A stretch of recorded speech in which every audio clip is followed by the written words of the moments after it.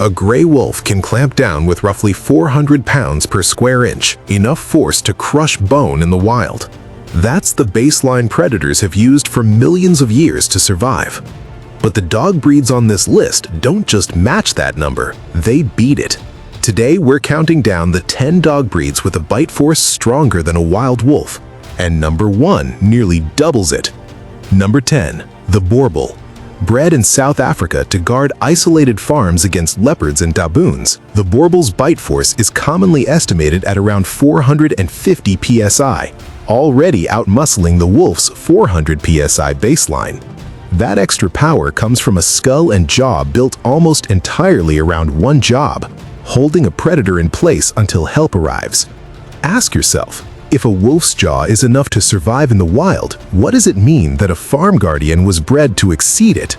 But holding a predator in place is nothing compared to what breed number 9 was built to do. Take one down entirely.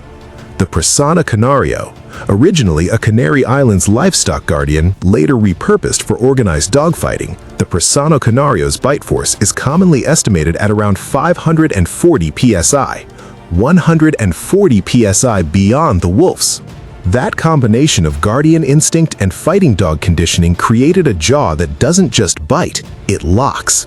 This isn't raw strength for its own sake. It's strength shaped by two very different, very intense purposes layered on top of each other. Number 8 was bred specifically for war, and its bite reflects centuries of battlefield selection. The English Mastiff.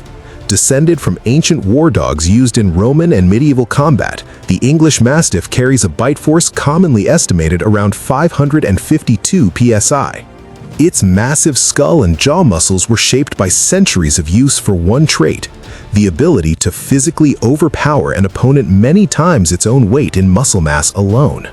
Picture a dog whose ancestors were selected for battlefield combat against armored soldiers, and you start to understand where that jaw strength came from. Number 7 ties directly into that same bloodline, engineered specifically to fight other dogs to the finish. The Black Russian Terrier. Developed after World War II by the Soviet military using 17 different breeds, including the Rottweiler, Giant Schnauzer, and Caucasian Shepherd, the Black Russian Terrier's bite force is commonly estimated at around 556 psi. It was engineered, quite literally, in a lab-style breeding program built for maximum working capability. If you didn't know an entire dog breed was engineered by a military program specifically for strength and utility, hit that subscribe button. We uncover facts like this every week. Number 6 shares that same 556 psi figure, but its history comes from banned fighting rings, not military labs. The Tosa Inu. Bred in Japan purely for organized dogfighting, the Tosa Inu's bite force is commonly estimated at around 556 psi, the same range as the Black Russian Terrier, but built for an entirely different purpose. Every trait, including that jaw strength, was selected specifically to help the Tosa win prolonged fights against other powerful dogs. That singular focus on combat is exactly why the breed remains banned in the UK today.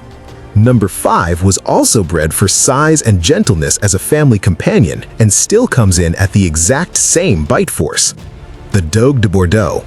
Made famous in the film Turner and Hoosh, the Dogue de Bordeaux looks like a gentle giant, and mostly is, but its bite force is commonly estimated at around 556 psi, tying it with 2 dedicated fighting and military breeds on this list, purely from its massive skull and jaw muscle mass. That's the unsettling part of bite force as a metric. It doesn't care about temperament. A calm family dog and a banned fighting breed can carry the exact same physical capability. Number 4 takes that same raw jaw power and adds a hunting drive built for chasing down wild boar. The Dogo Argentino. Engineered in the 1920s from 10 different breeds specifically to hunt wild boar and puma, the Dogo Argentino's bite force is commonly estimated up to 600 psi, 200 psi stronger than a wild wolf. That power was necessary because boars fight back with tusks that can open a leg to the bone in seconds. Ask yourself, if a dog needed this much power just to survive a single boar hunt, what happens when that same jaw is aimed at something far more fragile? Breed number 3 doesn't just beat the wolf, it comes within striking distance of the strongest bite force ever recorded in a domestic dog. The Cane Corso. Descended from Roman war dogs, the Cane Corso's bite force is commonly estimated around 700 psi, nearly double the wolf's baseline. Its broad skull and dense jaw muscles were shaped by centuries of use in battlefield combat and later controlling livestock far larger and more dangerous than itself. That combination of history and physical structure makes the Cane Corso one of the most consistently cited breeds at the top of every bite force ranking. Number 2 isn't a purebred at all. It's a modern hybrid engineered purely to maximize jaw strength. The American Bandog. A deliberate cross between Mastiff type and Bulldog type breeds, the American Bandog's bite force is commonly estimated around 730 psi. Because it's a modern hybrid rather than a centuries-old breed, there's no historical temperament standard shaping it, just raw physical capability, selected for directly and recently. That lack of a stabilizing breed history is exactly why bite force rankings place the Bandog this close to the very top. And that brings us to number 1, the breed that holds the highest commonly cited bite force of any domestic dog on Earth. The Kangal.